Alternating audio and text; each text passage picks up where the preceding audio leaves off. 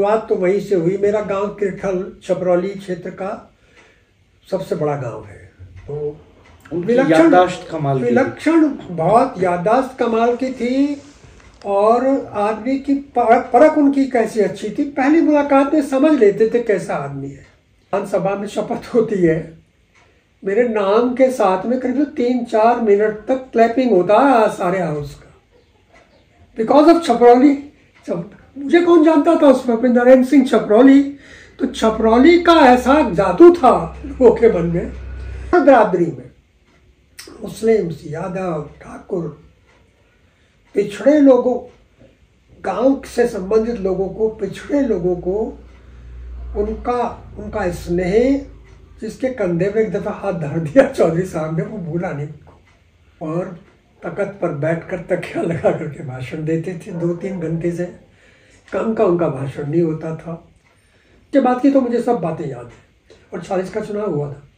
चौधरी साहब छपरौली से 8 बार मिल रहे हैं, 37, फिर 46, देन 52, 57, और फिर वो तो आगे चल पड़ा सारा 62 और 67, वो तो चलते ही रहे। और फिर वो लास्ट चुनाव उन्होंने 74 का हुआ था। सर्दियाँ आती थी, मुझसे कहते थे नरेंद्र सिंह कोलू चल पड़े क्या। संपत्ति क्या थी, कोई खेती की ज़मीन नहीं थी, कोई घर का मकान नहीं था। यहाँ मेरठ में एक मकान था, बहुत पहले बेच दिया था वो। उसका चौधरी अजीत सिंह की पढ़ाई के दिनों में थोड़ी बहुत ज़मीन थी उनके पिताजी के नाम, वो भी सब चढ़ी गई थी। कुछ नहीं, 5000 से कम उनके बैंक में थे, वहीं पार्लियामेंट के में जो बैंक है उसमें। पूर्णानंद जी, सीता कृपलानी, CB गुप्ता, कमलावती त्रिपाठी, सबके प्रति एक तरफा सबके विपरीत अपना झंडा उन्होंने बुलंद रखकर सबसे ही लड़ते रहे। और लड़ते हुए आखिर जब देखा दम घुट गया, नहीं है ठीक हो रहे, तो तब उन्होंने एक तरह से कांग्रेसियों ने उनको बाहर ही निकाल दिया। लीजिएगा कि सारी बढ़ौत ही रैली होता था। आप यूँ कहते कि यही रैली, यहाँ रैली नहीं, बढ़ौत की सब सड़कें बढ़ के जाम, ट्रैक्टर वैक्टर इधर भी भर दे उधर भी, और दुकानें बंद कर दे तो लाल बाजार ही बंद हो जाते। भाई आपको निकल ही नहीं सकते, ये हालत थी।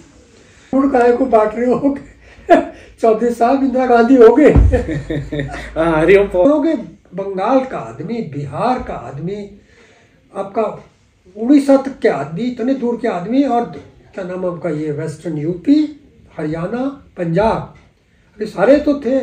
बादल, चौधरी देवीलाल सब बढ़ रहे थे तभी तो। नमस्कार। इस वक्त मैं जिन शख्सियत के साथ बैठा हूँ वो 5 बार MLA रहे हैं उस विधानसभा सीट से जिससे किसानों के महान नेता, भारत रत्न पूर्व प्रधानमंत्री चौधरी चरण सिंह लखनऊ विधानसभा पहुंचे थे। जी हाँ, चौधरी नरेंद्र सिंह एडवोकेट। आप छपरौली से 5 बार विधायक चुने गए। चौधरी चरण सिंह के बेहद करीबी रहे, बेहद प्रिय रहे, और युवावस्था में एजुकेशन कंप्लीट करने के बाद आपने वकालत को पेशे के तौर पे चुना। और फिर चौधरी साहब से उनके आंदोलनों में काम करने वाले किसानों, उनके कार्यकर्ताओं के मुकदमे लड़ते लड़ते इतनी करीबियाँ हुई कि चौधरी साहब ने 1 बार नहीं, 2 बार नहीं, 3 बार नहीं, 5 बार छपरौली से भरोसा जताया उन पर। पहले चौधरी चरण सिंह जी ने और फिर चौधरी अजीत सिंह जी ने। और उन्होंने चौधरी साहब को एक अलग नज़रिए से देखा, उनके शिष्टाचार को, उनकी ईमानदारी को अपने जीवन में ढालने की कोशिश की। आज हम उनसे बात करेंगे चौधरी चरण सिंह के व्यक्तित्व के बारे में। चौधरी साहब को भारत रत्न मिला, चौधरी साहब ने किसानों के लिए जो काम किए वो हम सब जानते हैं, लेकिन उनके व्यक्तित्व की बहुत सारी ऐसी बातें हैं जिनको चौधरी नरेंद्र सिंह जी जानते हैं करीबी से, बहुत सारे लोग नहीं जानते नई जनरेशन के। तो हम ऐसे ही कुछ सवालों पर बात करेंगे। सर, आपका हमारे चैनल पर स्वागत है। नमस्कार। मैं भाई राणा जी का बहुत आभारी हूँ कि आज ऐसे अवसर पर उन्होंने चौधरी साहब के बारे में बातचीत की है। चौधरी साहब का 123वां जन्म दिवस अभी 23 दिसंबर को हम लोग मनाएंगे। मैं बहुत प्रसन्न हूँ और उनका बहुत आभारी हूँ। वो किस्सा हमें बताइए जब चौधरी साहब ने आपको बुला करके टिकट दिया, यहीं से शुरू करते हैं। कोई बड़ा किस्सा नहीं, वो तो बात यह है कि मैं जानता तो चौधरी साहब को बचपन से था, और 51-52 से तो वो व्यक्तिगत रूप को भी वो भी मुझे जान गए। मैं तो जानता था बचपन से, लेकिन वो मुझे जान गए थे कि ये कौन है। तो वो तो एक लंबी कहानी है। बीच में मिलता रहा मैं उनसे, लखनऊ में भी मिलता रहा, क्षेत्र में भी मिलता रहा। लेकिन यहाँ असल में चौधरी साहब की राजनीतिक जीवन का, उनका लंबा राजनीतिक जीवन, लगभग 6 दशक का उनका जीवन रहा है। 1975 में मिसेस इंदिरा गांधी ने इमरजेंसी इम्पोज कर दिया, चौधरी साहब भी जेल चले गए। 1970-71 में बल्कि मुझे पार्टी का चुनाव अधिकारी बना दिया गया ज़िले का। और उस वक्त में सचमुच में चुनाव होते थे, डेलीगेट्स बन के आते थे, वो प्रेसिडेंट चुनते थे। करीब 2 साल तक तो 2-3 साल जहाँ तक मुझे याद पड़ते, 2-3 वर्षों हर वर्ष चुनाव। उसके मेंबर्स पूरे, गाज़ियाबाद तहसील भी मेरठ का पार्ट थी और वो चुनाव मैंने लड़ाए। तो बिल्कुल मेरी कहीं भी कोई मेरी एम्बिशन दी, कहीं मैंने कोई दरख्वास्त नहीं दी, कुछ नहीं दी। लेकिन जब पार्लियामेंट के चुनाव के बाद में ही चौधरी साहब ने सारी सरकारें जो थी, 9 राज्यों की विधानसभाएं थी, उनको भंग कर दिया गया कि भाई तो जनरल मैंडेट है सारे देश में पब्लिक का। तो खैर वो हालांकि उसका बदला 2-2-3-2-2.5 साल बाद में इंदिरा गांधी ने भी ले लिया वो हमारी सरकारें गिरा दी सब। तो वो चुनाव उसमें जब आए तो बहुत लोगों ने, चपरौली था, चौधरी साहब पार्लियामेंट के लिए चुने गए थे, तो वहाँ बहुत लोग लालाई थे, स्वाभाविक थे। बहुत अच्छे लोग, मुझसे बहुत सीनियर, बहुत अच्छे लोगों ने अप्लाई किया था। लेकिन टिकट उन्होंने मुझे दिया जब घोषणा हुई। वो ज़रूर है, इस बीच में कुछ लोगों ने, ये 1977 में चुनाव हुए, चुनाव के दौरान भी, मैं चुनाव से पहले नहीं गया, चुनाव जब चल रहा था 8-10 दिन थे, तो मैंने सोचा सबसे मिल तो आऊँ मैं जी। तो मैं एक दिन गया जब वो डिप्टी वो क्या नाम, होम मिनिस्टर थे सेंटर में, तो इस पर ये उनका आवास भी जो था, जो प्राइम मिनिस्टर आवास हो गया, रेस कोर्स नंबर 5 और 7 में राजनारायण जी रहते थे, दोनों मिलकर के आज ये प्राइम मिनिस्टर का आवास हो गया। उन 5 में थे चौधरी साहब। तो वहाँ गया मैं, शाम रात देर हो गई थी काफ़ी रात को। तो करतार सिंह ने कहा बैठ जाओ, अभी आए हैं, पार्लियामेंट से आए अभी। तो आए, पैर छुए, बैठा, कैसा चुनाव चल रहा? मैंने कहा जी एक तरफा है चुनाव, तो आप सब बढ़िया चुनाव चल रहा है जी, कोई दिक्कत नहीं है। तो तब पहली मेरी मुलाकात उनसे हुई थी। उसके बाद जब चुनाव जीत के गया तो हमारे प्रमुख थे चौधरी मनीराम जी आदर्श नंगले के, तो वो गए थे। मैं कुछ पार्टी ने ज़बरदस्ती मुझे चंदा दिया, कोई किसी से एक पैसा मैंने नहीं मांगा, लेकिन फिर भी 24,000 रुपये चंदा इकट्ठा हो गया। वो भी कई लड़के थे, उनको दे रखा था, वही मेरे साथ रहते थे, तो वो सब जो ज़बरदस्ती जेब में ठूस दिया, मांग नहीं रहे थे, ज़रूरत नहीं। तो उसमें खर्चे कुल ही 14,000 रुपये खर्च हुए थे और 10,000 रुपये चौधरी मनीराम जी को दे दिए। मंगा जी पार्टी इसका क्या करें, हमारा तो है नहीं ये पैसा, तो पब्लिक का है। तो खैर वो पार्टी के ऑफिस में जमा करा दिया। तो जब मैं गए तो चौधरी साहब ने मेरे से पहले ही, हम सब लोग थे, खड़े ही थे, सब खड़े तो खेले गए, भाई तूने तो मेरा रिकॉर्ड तोड़ दिया। उनका रिकॉर्ड मेरा, मुझे कौन जाने, तो आप ही का रिकॉर्ड है। तो बताया, उनको याद थी, कुछ फिगर्स ज़्यादा थे उस वक्त में जी। तो ये मैं कैसे बताऊं आपको, वो तो एक सरप्राइज़ हुआ मेरे लिए। और मैं समझता हूँ बस कई बार मेरा डेस्टिनी में इतना विश्वास नहीं था। Destiny plays its part. आपकी तरह बहुत सारे नेता बनाए चौधरी साहब ने। बहुत नेता बनाए। कैसे बनाए कुछ? बस ये तो मैंने देखा कि असल में तो राणा भाई, आपको क्या बताऊं, वो व्यक्तित्व जो था, मैं तो कई बार उनके पास बैठ कर के मैं देखता था, उनकी बात सुन कर के, वो तो महापुरुष थे। बहुत ही उनका पवित्र हृदय, सरल हृदय, ईमानदारी का और प्रशासन की कुशलता का, एफिशिएंसी का कहीं जवाब नहीं। मैं एमएलए जब बना तो विधानसभा में शपथ होती है, मेरे नाम के साथ में करीब 3-4 मिनट तक क्लैपिंग होता रहा सारे हाउस का, बिकॉज ऑफ छपरौली। मुझे कौन जानता था उस वक्त, नारायण सिंह छपरौली। तो छपरौली का ऐसा जादू था लोगों के मन में। और उन्हीं दिनों मुझे याद है, एक दिन एक बुजुर्ग बेचारे, सफ़ेद उनके बाल और 70-75 साल के होंगे। तो मेरे पास वो आए कि भाई मैं तो ढूंढता हुआ आया, छपरौली का विधायक कहाँ है। वो तो नेम प्लेट लग रही थी। मैंने कहा है, मैंने पहचाना नहीं था उनको। बोले भाई मैं तो मुगल सराय में मेरा गांव है, मैं वहाँ का हूँ, ब्राह्मण थे, और उनको मैं बहुत गरीब घर का हूँ, और मुझे चौधरी साहब ने बीकेटी के टाइम में मेरा कोई खर्च नहीं हुआ, और बस मुझे देख करके, मुझे मेरे काम को थोड़ा देख करके पार्टी का मुझे एमएलए बना दिया उन्होंने। और वही बताते हैं, उनकी याद करते, उनकी आंखों में आंसू थे। और ऐसे इतने लोग मिले, हम लोग विशिष्ट लोगों को ध्यान में रख लेते हैं, भाई मुलायम सिंह यादव जी हुए, या भाई एक नरेंद्र सिंह जी थे, वो थे कुर्मी थे, वहाँ के कानपुर के एडवोकेट थे, जो बाद में कांग्रेस में चले गए, वहाँ भी मिनिस्टर हो गए थे वो। और कई लोग उनके लिए मिठाई लेकर आते थे, उसी बिल्डिंग में मैं भी रहता, तो एक आध दफ़े मेरे यहाँ उनके मिठाई के डब्बे ले आए। तो चौधरी साहब ने, अब आपने सवाल अचानक मुझे पूछ लिया, लेकिन हर बिरादरी में, मुस्लिम, यादव, ठाकुर, पिछड़े लोगों, गांव से संबंधित लोगों को, पिछड़े लोगों को, उनका स्नेह, जिसके कंधे पे एक दफ़ा हाथ धर दिया चौधरी साहब ने, वो भूला नहीं उनको नहीं भूला। मैं चौधरी अजीत सिंह से कहता था, मगर आप अपने एमएलए के नाम भी भूल जाते हैं। हंसने लगे। मन का चौधरी साहब ने तो जिसके कंधे पर हाथ रख दिया प्यार से, वो उसको भूला नहीं कभी भी। तो याददाश्त कमाल की थी, विलक्षण, बहुत याददाश्त कमाल की थी। और आदमी की परख उनकी कैसी अच्छी थी, पहली मुलाकात में समझ लेते थे कैसा आदमी है। और कई बार ऐसे लोगों को महत्व दिया और सारे जीवन भर देता रहा। किसी ब्यूरोक्रेसी में अगर किसी आईएएस ऑफिसर का, आईपीएस ऑफिसर का उनको लग गया कि ये ईमानदार आदमी, अच्छा आदमी है, उसको दिल्ली में भी अपने साथ ले गए। कई लोगों की तो ऐसी मिसाल है। और उन लोगों को तो उनका एक तरह से दर्जा ऐसा बढ़ गया समाज के अंदर या सरकार के अंदर कि भाई ये तो चौधरी साहब का आदमी है। उनकी जो बात कही, उस बात पर उनका पक्का विश्वास था। अजीब तरीका था उनका काम करने का, और सरलता, बेहद सरलता। लोगों से कैसे मिलते जुलते थे, इतना पीपल कनेक्ट था उनका। आपने कहा कि याददाश्त कमाल की थी, जिससे मिल लेते थे, जिसके कंधे पे हाथ रख दिया उसे भूलते नहीं थे।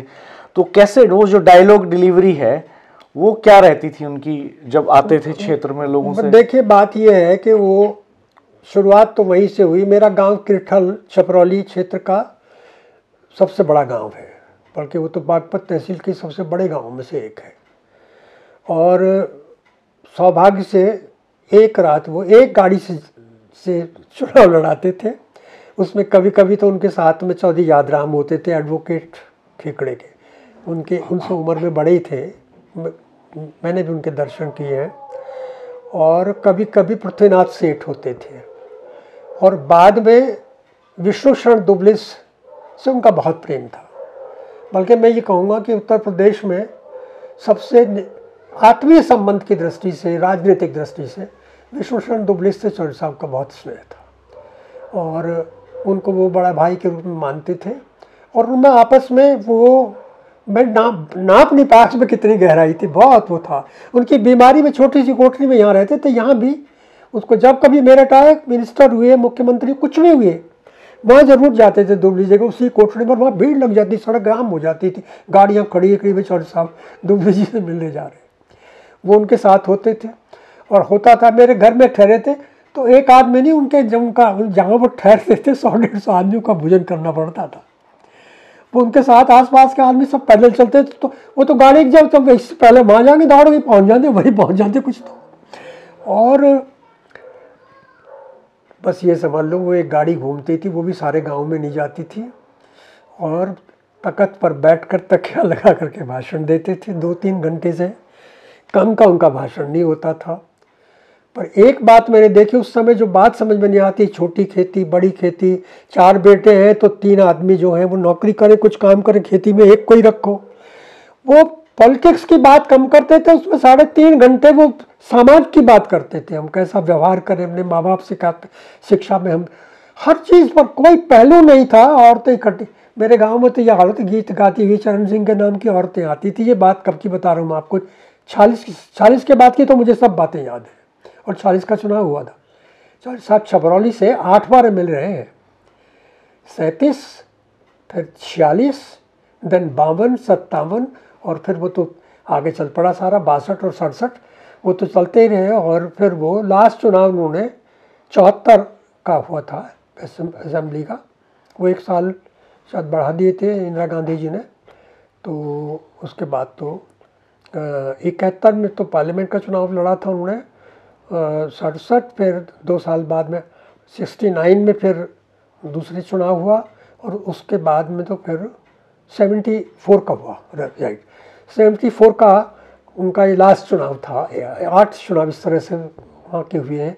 और जब उन्होंने वो सीट छोड़ी तो पहली बार आप चुनाव लड़े? पहली बार। मैं सौभाग्यशाली हूँ, मैं ये सोचता हूँ कि ऐसा कौन सा कर्म कराया था। सवाल MLA होने का नहीं है, उनके संपर्क में उनका जो स्नेह मिला, लोग उनका सर रॉब में इतना था, लोग हिचकते थे बहुत पैर छूते हुए। आर्य समाजी थे, पैर छुपाना पसंद नहीं करते थे, पर मैं अकेले पैर छूता था, दोनों हाथ रख करके आशीर्वाद देते थे। बहुत ही मीठे आदमी थे, दया से भरे हुए आदमी थे। अब आपने ये बात कह दी, मैं सर्दियाँ आती थी, मुझसे कहते थे नरेंद्र सिंह कोलू चल पड़े क्या? मैंने कहा जी अभी तो अक्टूबर के एंड के नवंबर तक ही चलेंगे अच्छे ढंग से। चले भाई मेरी एक मीटिंग बढ़ौत रख लो, ये जितने यहाँ कोठी पर काम करते हैं ये जो है इनकी रजाई नहीं भरी गई, इनके तनख्वाह भी शादी के 2 महीने की पूरी नहीं हुई, इनका सबका पार्टी में कुछ पैसा आ जाएगा, इनका खर्चा निकल जाएगा। तो ईमानदारी उनकी देखकर आप तो है सारी दुनिया जानती है कि जब उनका स्वर्गवास, जब वो पार्लियामेंट मतलब प्राइम मिनिस्टर थे, उसके बाद में जब उनके पास संपत्ति क्या थी? कोई खेती की ज़मीन नहीं थी, कोई घर का मकान नहीं था। यहाँ मेरठ में एक मकान था, बहुत पहले बेच दिया था वो। उसका चौधरी अजीत सिंह की पढ़ाई के दिनों में वो थोड़ी बहुत ज़मीन थी उनके पिताजी के नाम, वो भी सब चढ़ी गई थी। कुछ नहीं, 5,000 से कम उनके बैंक में थे। वहीं पार्लियामेंट के में जो बैंक है उसमें एक टूटी सी पुरानी गाड़ी थी, कोई संपत्ति नहीं थी। आप यकीन करें, इसका अपना घर न हो, और कोई मेरे ख्याल में कोई पद ऐसा नहीं है कि वो स्टेट में करीब 1952 से लगा करके 1952 में वो कैबिनेट मिनिस्टर हो गए थे। पहले तो पार्लियामेंट्री सेक्रेटरी थे पंत जी के, तो उसमें इस बीच में कि वो कोई सभी डिपार्टमेंट में करीब 2-2, 3-3 डिपार्टमेंट उनके पास रहते थे। बहुत ही संघर्षशील आदमी था। कहीं भी अगर आदमी उसको लगा कि आदमी गलत है और ये इसकी ईमानदारी डाउटफुल है, तो उन्होंने समझौता नहीं किया। गोविंद बल्लभ पंत को छोड़ करके संपूर्णानंद जी, सुचेता कृपलानी, CB गुप्ता, कमलावती त्रिपाठी, सबके प्रति एक तरफा सबके विपरीत अपना झंडा उन्होंने बुलंद रखकर सबसे ही लड़ते रहे। और लड़ते हुए आखिर जब देखा दम घुट गया, नहीं है ठीक हो रहे, तो तब उन्होंने एक तरह से कांग्रेसियों ने उनको बाहर ही निकाल दिया। और सच पूछा जाए तो उनकी 2-3 चीज़ें उन दिनों की मुझे याद आती हैं, जो एक तरह से ऐसे माइलस्टोन है कि जो काम तो उनके सारे एक से एक, किस को गिना में सब एक से एक बढ़िया काम थे। लेकिन जहाँ जो मैंने खुद देखा है बचपन में, जमींदारा खात्मा था। रविंद्र भाई आप नहीं समझ सकते, जो गरीब लोग थे जब जमींदारी ख़त्म नहीं हुआ तो उनकी क्या स्थिति थी। चूँकि मैं 15 साल का था जब देश आज़ाद हुआ, इसलिए तो मुझे याद है बात सारी आयु की वजह से। और मैंने देखा है कि क्या हालत थी गरीबों की, और सबकी ज़मीन सब मौरूसी हो रही थी।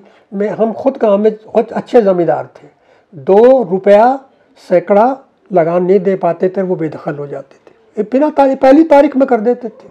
ऐसा सिस्टम था वो सारा अंग्रेज़ों का कि ज़मींदारों को सपोर्ट करता था।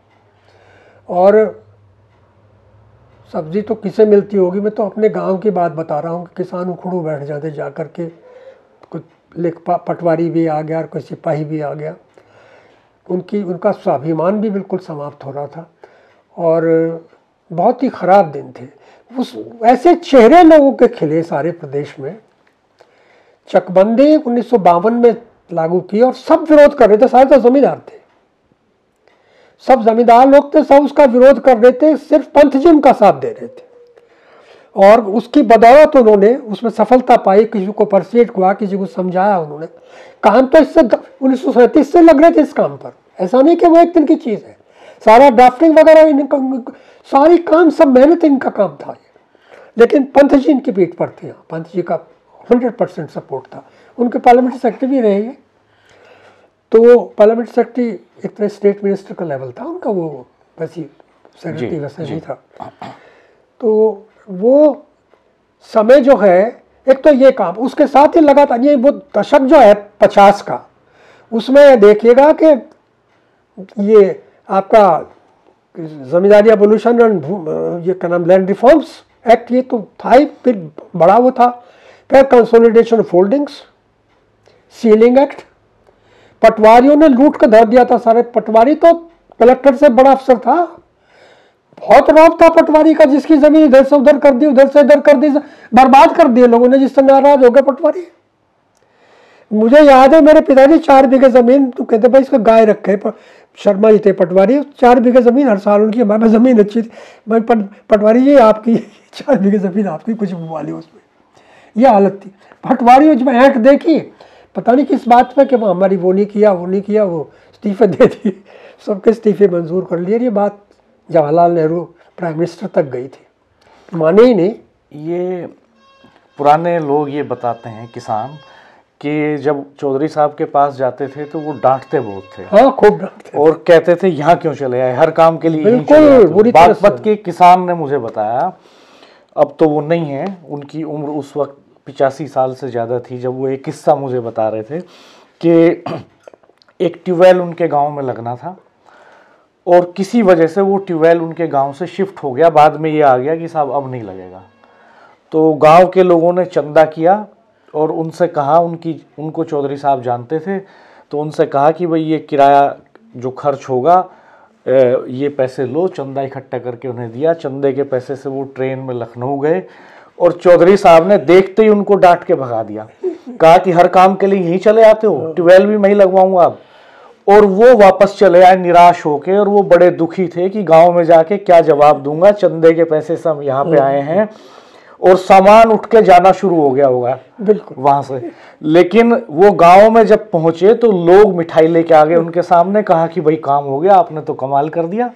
तो लोगों ने बताया कि ट्यूबवेल तो लगना शुरू हो गया वहां पे। तो इस तरह का अंदाज उनका था। ऐसे एक नहीं राना भाई, बहुत बहुत बहुत किस्से इस तरह के हैं जो वहाँ से डांट के भेजा, और ये बुझते थे पैसे क्यों खर्च किए, क्या जरूरत थी पैसे खर्च करने की, और जो काम का कुछ नहीं है, कोई काम मान लो, उस पर डांट दिया, और उससे पहले यहाँ ऑर्डर भी पाए उस काम के। यही बात थी। अगर उन्होंने समझ लिया ये काम ठीक है, सही काम के लिए आए हैं ये, तो वो ऐसे मतलब कुछ किस्से याद पड़ रहे हैं आपको भी? आप बड़ौत की रैली के बारे में बताइए कि बड़ौत में वो, जैसे वो मशहूर रैली बड़ौत की, ये कहा जाता था कि एक रैली चौधरी साहब करते थे बड़ौत में, चाहे पार्लियामेंट का इलेक्शन हो या छपरोली का असेंबली का इलेक्शन हो, एक रैली करी और पूरे पश्चिमी यूपी की सारी सीटों का इलेक्शन का पैटर्न बदल गया। उनका ये था असल में, चूंकि चौधरी साहब के चुनाव में तो मेरी जब वोट भी नहीं थी, मैं तब से इंटरेस्टेड था। 1952 का चुनाव भी मुझे याद है, लेकिन उस वक्त वोटर 21 साल का हुआ था, 20 बल्कि उसके बाद 57 में जो हुआ है उसमें मेरी वोट हो गई थी। चौधरी साहब तो छपरौली में तो अपने चुनाव में, मेरे टाइम पे तो जब से मैं संभाला, तो वो करीब करीब एक मीटिंग बड़ौत में करते थे।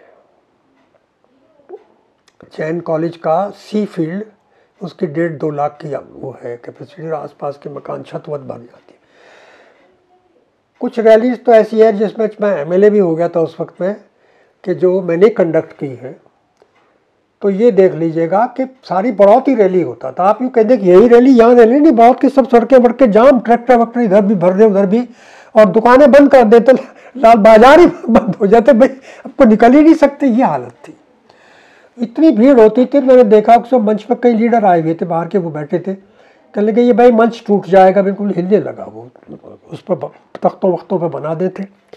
तो कहने लगे सब नीचे उतर जाओ, तो कि तुम भी नीचे उतर जाओ। मैं तो वो कर रहा था, मैं उतर गया। तो जब कुछ कहने की बात थी, एक वो थे एक प्रेसिडेंट के लिए भी वो पहले से बता देते थे कि इस आदमी को रख लेना। एक वो थे वहाँ के कुताने के बड़े वो थे रशीद साहब, दाढ़ी रखते थे बहुत लंबी।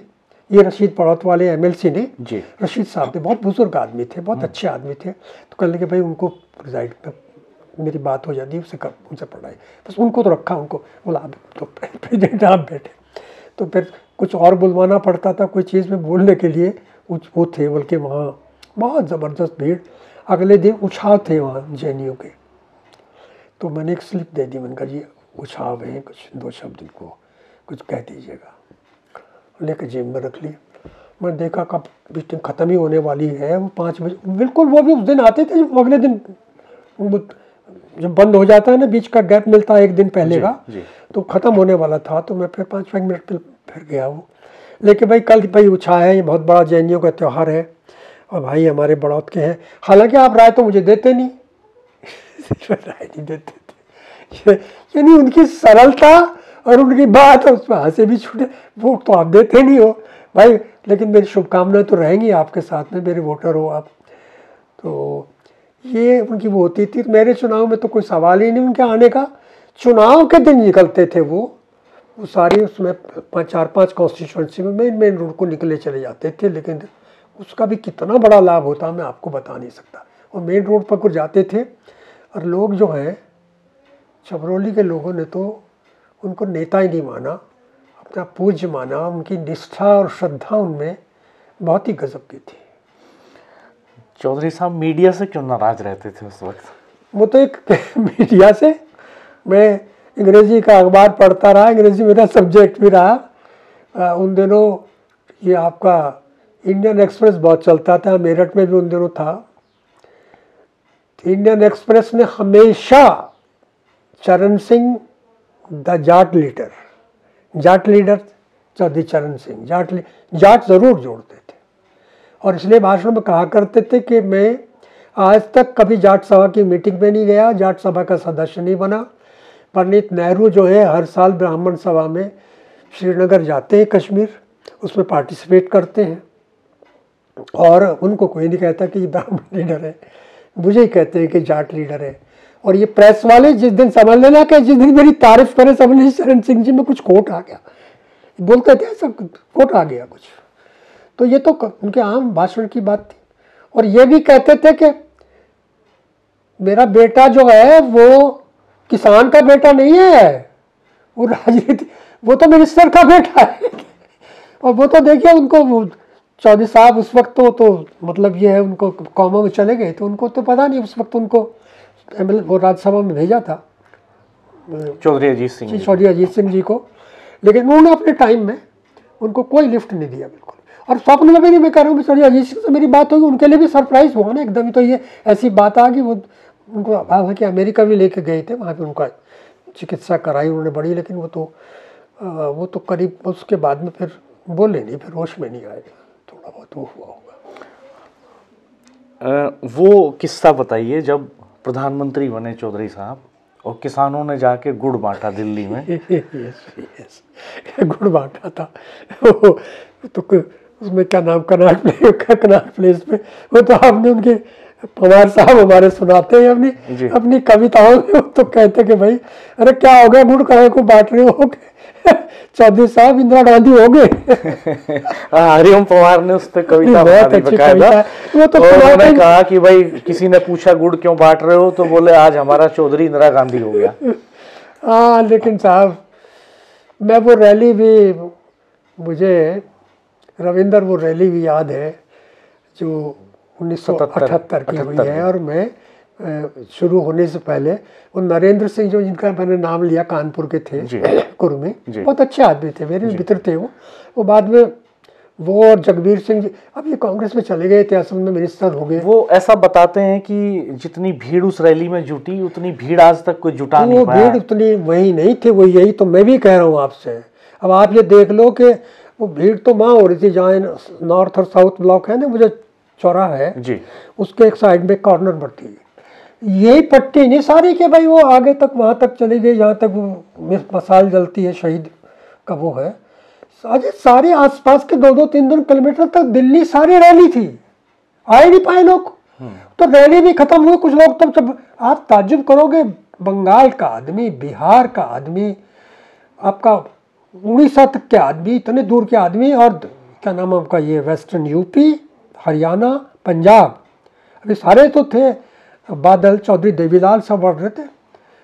तभी तो किसान ट्रस्ट बना, तब मैं किसान ट्रस्ट का ट्रस्टी भी हूँ अभी तक 30 साल से। अब के तो उनसे कहा मकम जब वैसे बुला लिया, मुझे पर जाया नहीं जाता है, एक आध तो ऑनलाइन ही मेरी वजह से। अब मैं तो उस पर उन्होंने इन्वाइटीज़ पर रख लिया जी। तो उस वक्त उनके 78 में वो 76 में साल में चल रहे थे। 75 लाख रुपए इकट्ठा हुआ था उसमें। तो उसमें पंजाब के लोग थोड़े थोड़े पैसे, कौन पैसे देता था उस वक्त में। वो ट्रस्ट चल रहा अभी भी। चौधरी अजीत सिंह ने उसमें पैसा वैसा तो नहीं दिया कभी, चूँकि मैं मिनिस्टर हूँ, पैसे नहीं दे पाऊँगा, लेकिन वो 1-1.5 करोड़ हमारे पास है, उसके सूद वूद में काम चला लेते हैं। कुछ कैलेंडर छपवा लिए, कुछ उनकी किताबें छपवा ली, वो ट्रस्ट थोड़ा काम करता है। और जो बच्चे टॉप करते हैं एग्रीकल्चर, MSc एग्रीकल्चर में, BSc एग्रीकल्चर में यूनिवर्सिटी में, 10,000 8,000 रुपये हर साल उनको हम कन्वोकेशन पे भी देते हैं। गुस्सा आता था चौधरी साहब को? गुस्सा आपको डांटा कभी उन्होंने? मुझे डांटा, लेकिन वो इतने प्यार की डांट थी, वो डांट नहीं थी कि मैं अपनी घटना, अपनी व्यक्तिगत ही बता रहा हूँ आपसे। मैं 1952 में, अब मैं इलाहाबाद पढ़ता था, तो 1952 का दिसंबर होगा या 1953 की जनवरी हो गई, अधिवेशन सेशन, जो बजट सेशन है वो शुरू हो गया था। तो चौधरी साहब बराबर विधानसभा से कोई मुश्किल से 400 मीटर पर ही होगा, एक छोटा सा वो था, उसमें माल एवेन्यू में छोटा सा आवास था उनका, गाड़ी भी थी माउस में एक, उसमें रहते थे। तो हम तीनों लड़के अब ट्रेन से इलाहाबाद से आए, 2 और थे मेरे, छबरौली के थे वो भी, एक केदार सिंह, एक अजब सिंह, दोनों चले गए बेचारे, नहीं है अब। तो हम गए, ठंड हो रही थी, यानी मेरे ख्याल में आज जनवरी का महीने में, तो और कोट वोट तो पहन रहे थे, हाथ यूँ दे रहे, बल्कि उनके कई आदमी भी जो वहाँ के दलीवर सब सेक रहे थे, वो पूल जला रखी थी उसमें आंगन में। तो हम ऐसे टाइम पर गए, उनके चौधरी साहब से मिलेंगे हम लोग। तो कहने लगे चौधरी साहब तो जा रहे हैं, विधानसभा जा रहे हैं अभी। उस वक्त मेरे ख्याल में 9:30 पौने 10 बजे होंगे, जनवरी का महीना था। तो बहुत ठंड हो रही थी लखनऊ में। जब विधानसभा के लिए उनके आवास से चले, पैदल ही, गाड़ी में नहीं बैठे चौधरी साहब, पैदल ही, उनके 2-3 ऑर्डरली साथ थे पीछे पीछे, और मैं बराबर में उन पर लग के बात करने की मुझे आदत थी, पता नहीं, मुझे अब ठीक से याद नहीं, कोई सवाल मैंने पूछा उनसे। पास में लगकर मेरे दोनों हाथ पैंट में, गर्म पैंट पहने, तब पैंट की जेब में थे। तो टेढ़े से मेरी तरफ लगाए के लिए, किस क्लास में पढ़ते हो? मैंने कहा जी BA में। तो कहने लगे एटिकेट पढ़ाया जाता है?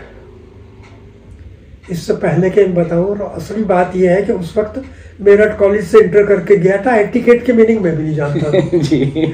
ये ट्रूथ है बिल्कुल।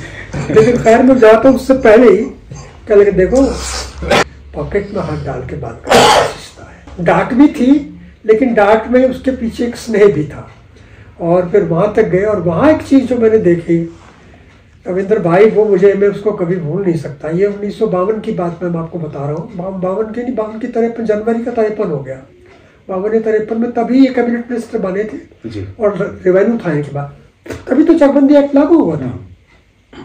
उस वक्त तो चौधरी साहब गरीबों के घरों में उनके फोटो कैलेंडर टंगे हुए थे, देवता की तरह से। मैं तो देखा है, कोई स्टूडेंट इलाहाबाद था, साइकिलों पर देहात में चले जाते थे गरीब लोग, हम तो चौधरी साहब ने बचा दिए, हमको चौधरी साहब ने बचा दिया। हमारे 10 बीघा, हम तो सारी जिंदगी हमने मजदूरी करी, खेती पर, ये तो जमीन हम बोरे थे हमारे, और 10 गुना भर भर के सब तो हो गए मुफ्त।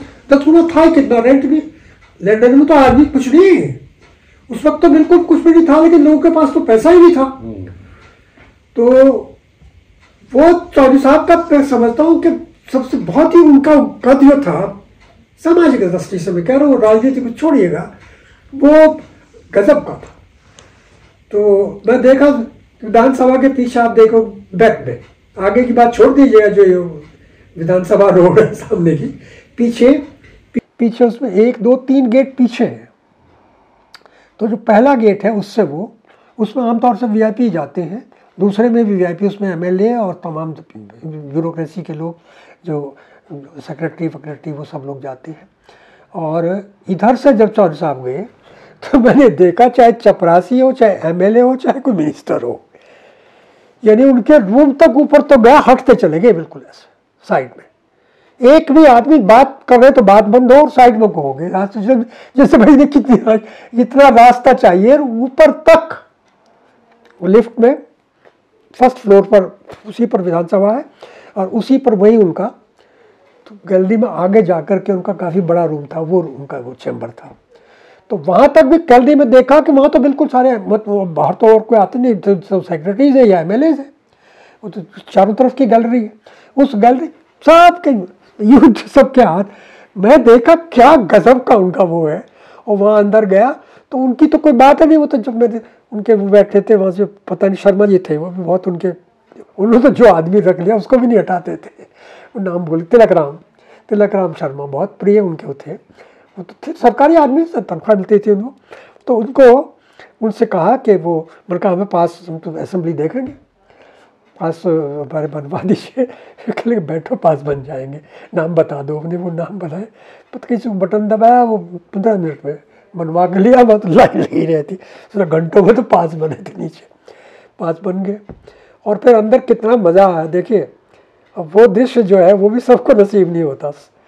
आपके पुरुषोत्तम दास टंडन तो स्पीकर थे जनाब। जस्ट सी उनकी लैंग्वेज और उनका जो दबदबा था, वो इसी कद के नेता थे। गोविंद बल्लभ पंत, उनकी यूँ गर्दन हिलती रहती थी, गर्दन तो बराबर उसकी हिलती ही रहती थी। वो लाठी चार्ज में नेहरू जी को बचाया था, उन्होंने नेहरू जी बहुत मानते थे उनको जी। उनके टॉल थे तो बहुत, नेहरू जी तो मीडियम हाइट थी। बरेली में कहाँ लाठी चार्ज हुआ था, उसमें उनकी वो फिर वो डिफेक्ट आ गया था गर्दन में। वो बैठे हुए, और कुल 7 या 8 मिनिस्टर थे, कुल 7-8 मिनिस्टर थे। लाल बहादुर शास्त्री भी थे उनमें, लाल बहादुर शास्त्री भी थे। और चौधरी साहब के अलावा एक वहाँ के मोहम्मदन थे, उसके नगीने के, पर नाम भूल गया उनका, नवाब साहब थे। तो ये मैं एक और प्रश्न, क्या आपको प्रश्न तो आप नहीं कहेंगे, मैं एक चीज़ और आपको बताऊँ रविंदर, जो बहुत ही मैं समझता हूँ कि मेरी व्यक्तिगत मेरी राय है ये जी, कि वो